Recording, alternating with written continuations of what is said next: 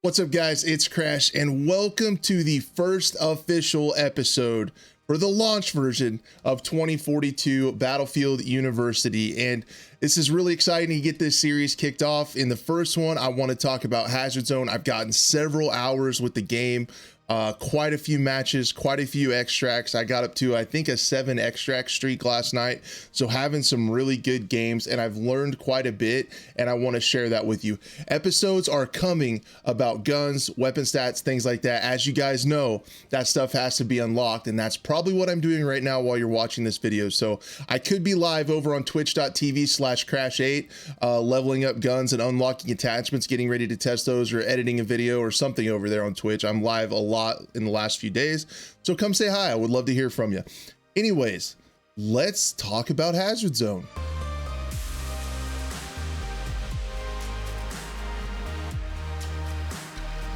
So I'm going to give you 8 tips to help you get better at Hazard Zone and have a better experience, because I've actually been having a ton of fun with the game mode. Now, I hope they add a little bit of depth, but this isn't an opinion piece. I hope they add a little bit of depth to keep it fun. But anyways, let's get right into it, guys. The first couple might be a little bit obvious, but there's something you need to keep in mind. And then at the end, I'm going to go a little bit in depth with extractions and how to get out successfully. So in the first one, do your best to find a squad to play with. Again, my Discord has a LFG channel, the Battlefield official Discord. Try to find a squad of at least 3, I would say, to have a good time. As you guys know, there's no VoIP in the game. Playing this solo is awful. I played a couple solo. You can't talk to your squad mates. A lot of them will die and just leave. So if you've only had a chance to play it solo, I would say if you could give it another chance with friends and give it a little bit more time, you're gonna have way more fun with the game mode. So try to find a squad if you can. I know that can be difficult sometimes, but do it if you can. The second one goes along those same lines, guys.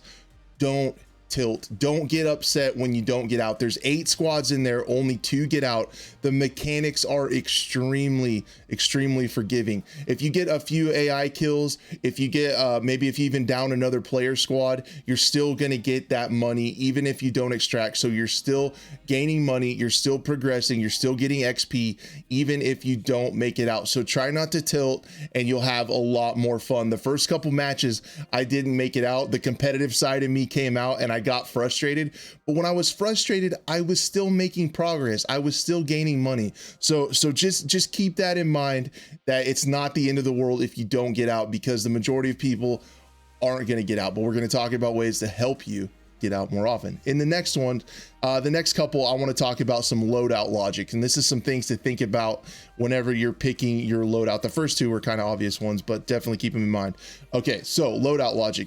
The first one is DMRs are very strong. Once you guys progress enough to unlock those, the SVK, the second one, is extremely strong. In the chest at mid-range, you can 2-hit kill people with armor. So it is a extremely strong weapon. The DMRs overall are really strong, because a lot of these maps, even though they have buildings and stuff, you're going to spend some time in some wide open spaces. So I would think about the weapons and have at least 1 person on your squad with kind of sniper support. And instead of using a sniper rifle, the DMRs are much more forgiving, because up close they can still be spammed. So they're a lot more flexible than a sniper rifle.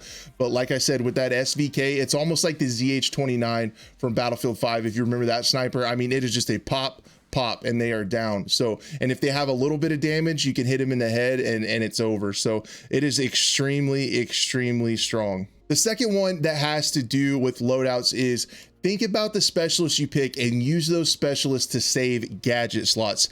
Angel is really strong for this reason, because he revives like a medic. So if you come up close, you revive, they pop up with armor and full health, and the revive animation is really fast. You can get that off in a gunfight quite a bit and get your friend back up.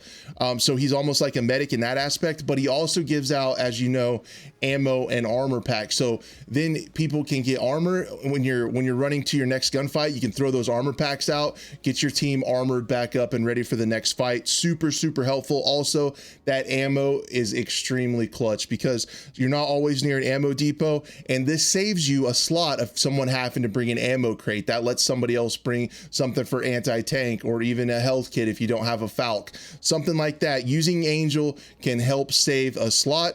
Also, using Falc can also save someone's gadget slot because she can heal, as you guys know, with the Surette pistol. So definitely when you're thinking about and talking to your friends and stuff in the pregame about who you want to bring in, I would seriously think, I think every team needs to have an Angel and a Falc to go along with it is not bad. And then also I like having an Irish around with a shield, and the Boris turrets are also extremely nice for fortifying your extract or if you get caught out in the wide open. We'll talk about that towards the end. Another one along the lines of Loadout Logic is bring a launcher. Have at least one person that can handle a vehicle because, as I'll talk about in a little bit, the LATV4s, the Jeeps with the miniguns on top, are extremely strong. And with the M5 recoilless, you can take that out with 2 shots. The AI also bring those in near extracts, or if you're near a satellite getting drives, AI will bring one of those in and try to get you guys. So you need to have at least one. I prefer having 2 and have the vehicle guys kind of stick together because then you can team up with the M5 and you can handle those Jeeps really quickly. A lot of people are finding out how strong those are, and we'll talk about them just in a little bit, but make sure someone has a launcher. And then the last one to do with loadouts is don't forget to buy at least 1 squad revive. We forgot to do this a few times.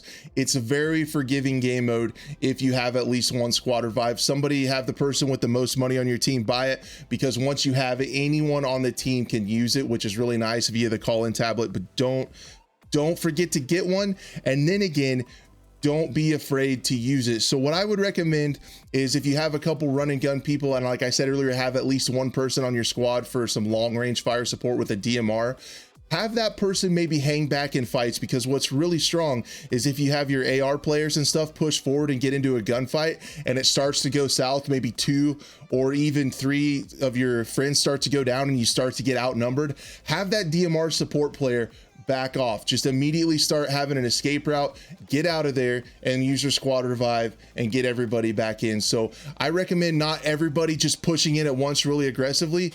It's pretty strong to have that backup plan. Have your DMR support player kind of give overwatch and tell them to not be afraid to back out and pull that squad revive, if that makes any sense.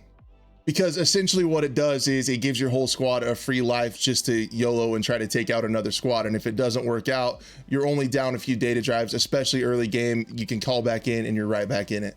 So as far as gameplay goes, don't forget to use those call-ins. A couple times we were playing, especially as I was getting tired, we would find where you could call in the Ranger Robodog, or you could call in LATV4, you could call that stuff in. We found those spots on the map where we picked up those call-ins, but we forgot to use them and they were just sitting there.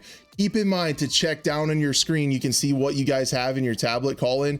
Use those things. If you get a Ranger, there's no reason not to call it in right away. It lasts essentially the whole map and it always follows you around. It helps you out. It's pretty strong. So just as soon as you get that thing, call it in, because there's no reason to save it. The LATV4s, if you can get one of those, definitely call it in. Use it to get around the map. It's a little bit safer. If you come across AI or anyone, you can use that minigun. You can also, if you're getting lit up, you can also get out of the way quite a bit faster. So the LATV4s are really nice to get around the map on, especially if an extract pops up a long ways away and you need to get to it. So use those call-ins. So the last one I want to talk about is a little bit more complicated, but there's 2 ways to kind of think about how to plan your extract, and you kind of need to do that in game. You kind of need to be fluid with it, but you need to think about your extract, and everything has to be fluid. You have to be able to change, but I feel like there's kind of 2 main ways to think about your extract, and it kind of depends on your situation, how many players you have up and how far away it is and how much time you have. But if you have drives, you're ready to get out in extract 1, I recommend doing so. If you have like 2 or 3 drives, because extract 2, as some of you probably know, is quite a bit more hectic and harder to get to. And also you can be a little bit more patient with extract 1, and if it doesn't work out, you can fall back to extract 2. So extract 1 is the way if you guys can get in and get some drives right away and make the extract worth it. But there are 2 ways, I think, to look at extracts. One of them is if you're able to get there early, you could get there early and fortify your position, because as you know, when that lands, AI is going to start to come, other teams are going to start to come. So if you're close to the extract and that's the one you want to take, Get there, look at the surroundings, see how you can get your back up against like a beach or some cover where you don't have to worry about behind you. Use a turret to cover that. Set up your shields. A great way to fortify your position near an extract is to have somebody in an LATV4. Have someone in that Jeep on that minigun that can be really good at switching seats if they have to, if they take some fire. But what you could do a lot of times is park it behind cover where they're able to cover a certain area, a certain direction, and you don't have to worry about it. That thing can mow down a pack of attacking AI in no time. It's super strong to suppress enemies while you get on the plane. It's just really awesome to have that kind of be the centerpiece of your fortification. So what you can do is get there early, survey your surroundings, use Irish's shield to help you. Also use Boris's turret to help cover one direction, and then have the centerpiece be that LATV4 behind a little bit of cover so it can't get rocketed as easy, and use that to fortify your position and take him out and keep that extract clear so when the plane comes and it's time to get on, it's easy. I would also recommend having a smoke grenade to cover that, which is really, really nice once you guys get that unlocked a little bit later. But if you get there, don't just go hang out in the middle and wait for the plane to drop down on you.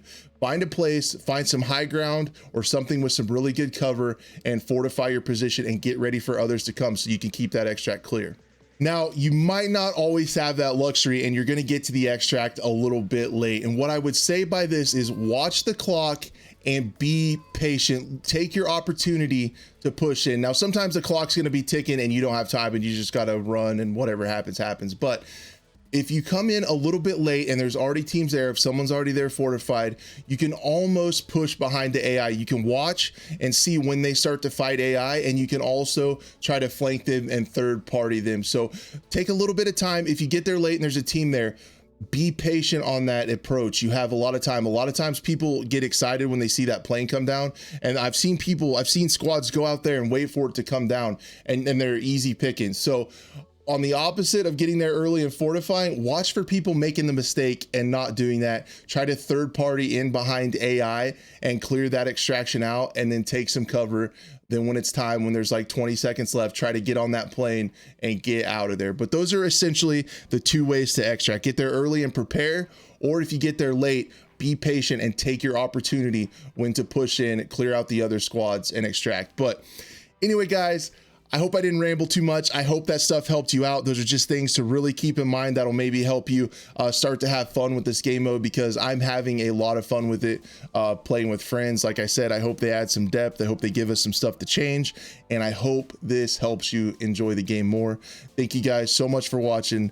Be a friend, tell a friend, and we'll see you later.